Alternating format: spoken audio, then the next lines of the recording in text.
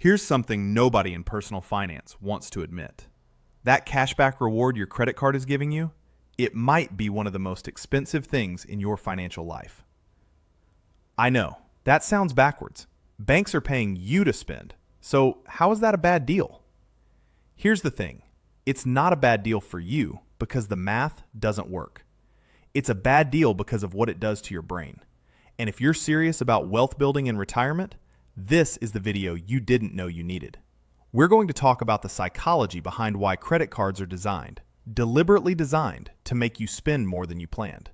We'll talk about the exact mental tricks banks use to keep you in the loop. And at the end, I'm going to show you a few simple brain hacks that can genuinely change how you handle money. But first, there's one secret the banks hope you never find out. And we'll get to that in about 3 minutes. Let me ask you something. Have you ever gone to a casino? If you have, you'll know they don't let you gamble with actual cash. You exchange your money for chips, little colorful discs. And the moment that happens, something shifts in your brain. Because those chips don't feel like money. They're abstract. They're fun. They're just tokens you throw around a table. And that's exactly the point. Your credit card is a casino chip. There's a concept in behavioral economics called the decoupling effect. It describes the way that when you separate the act of buying from the pain of paying, spending becomes psychologically easier. When you hand over a $20 bill, your brain registers a small hit of pain. Researchers call it the pain of paying. It's real, it's measurable, and it acts as a natural brake on your spending. But swipe a card, tap your phone, that pain almost disappears. The transaction is instant, invisible, and painless. And the banks know this. They've known it for decades. The entire design of a credit card, the smooth finish, the satisfying tap, the instant approval sound, is engineered to eliminate friction, to make the purchase feel like nothing. Because when spending feels like nothing, you spend more. It's not an accident. It's a feature. Now let's talk about the other thing happening in your brain when you shop. Dopamine. Every time you see something you want, your brain releases a small hit of dopamine. Not when you get the item, when you anticipate getting it. The excitement of browsing, the rush of adding to cart, the little buzz of seeing order confirmed. That loop, want, anticipate, buy, repeat, is the same mechanism behind slot machines and social media scrolling. Retailers know this. That's why they send you personalized notifications. That's why checkout is one tap. That's why buy now, pay later exists. They're not selling you products, they're selling you dopamine hits, and your credit card is the delivery device. Here's where it connects to your wealth and your retirement. Every dopamine-driven purchase you make with a card is a purchase your future self has to pay for, often with interest. And the compounding effect works both ways. Money invested early grows exponentially, but debt carried month to month, that grows too, in the wrong direction. Okay, I told you there was a secret the banks hope you never find out. Here it is. The cashback reward, the 1.5%, the 3%, the points, isn't a reward program. It's a targeting system.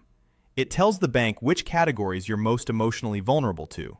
Travel? Dining? Shopping? They know. And they use that data to serve you more of exactly the offers that will keep you spending.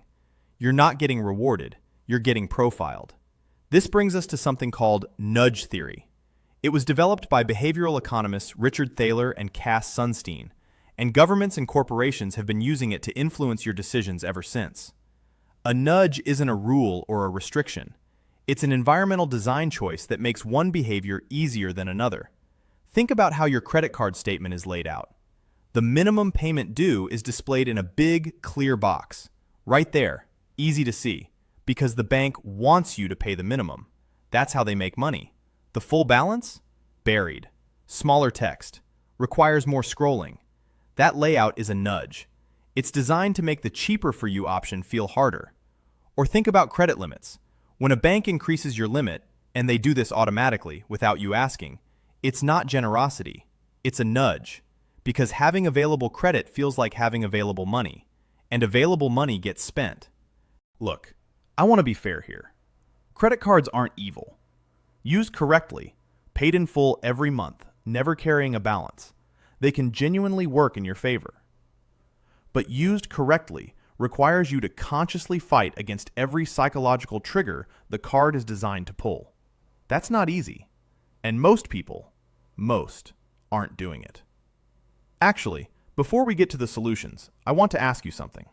Drop this in the comments right now. Have you ever bought something purely because you saw 3% cash back? Be honest. I have. And I think most people watching this have too. Let me know below. It helps the channel and it starts a real conversation. Alright, enough diagnosis. Let's talk about what you actually do about it. The first brain hack is the 72-hour rule. It's simple. Any non-essential purchase above a threshold you set, let's say $50, gets put on a 72-hour waiting list. Not blocked, not forbidden, just delayed. You write it down, you wait 3 days, and then you decide. What this does is break the dopamine loop. The anticipation spike fades. The "I need this right now" feeling disappears. And studies consistently show that the majority of impulse purchases on a waiting list never get made. The second hack is the cash-only experiment. Pick one spending category: dining out, clothing, entertainment, whatever your vulnerable spot is, and for 30 days, use only cash for that category.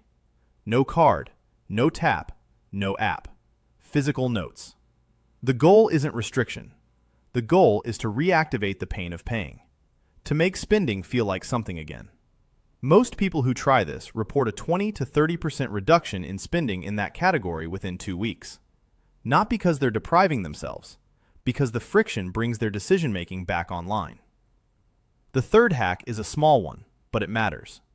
Change your card's tap limit. Most banks let you set a lower threshold before a PIN is required. Drop it to $20, or whatever makes sense for you. That extra step, even just entering a 4-digit number, is enough friction to make your brain pause. And that pause is where good financial decisions live. And the fourth hack, this one's my favorite, is what I call wealth visualization at checkout. Before any significant purchase, ask yourself one question. What would this money be worth in 20 years if I invested it instead? There are simple compound interest calculators you can bookmark on your phone. A $100 impulse buy, invested at 8% for 20 years, becomes roughly $460. That's not a lecture. That's information. And information changes decisions. Here's the bottom line. Credit cards are not neutral tools. They are psychological environments built by some of the most sophisticated behavioral scientists on the planet, designed to make you spend more than you intended. The cashback isn't a reward. The dopamine loop isn't accidental. The nudges are deliberate. And none of it is working in favor of your wealth or your retirement. But now you know. And knowing changes how you play the game. The 72-hour rule, the cash-only experiment, the friction fix, the wealth visualization habit.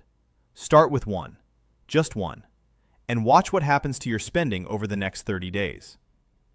If this video opened your eyes, the next one in this series is going to hit harder.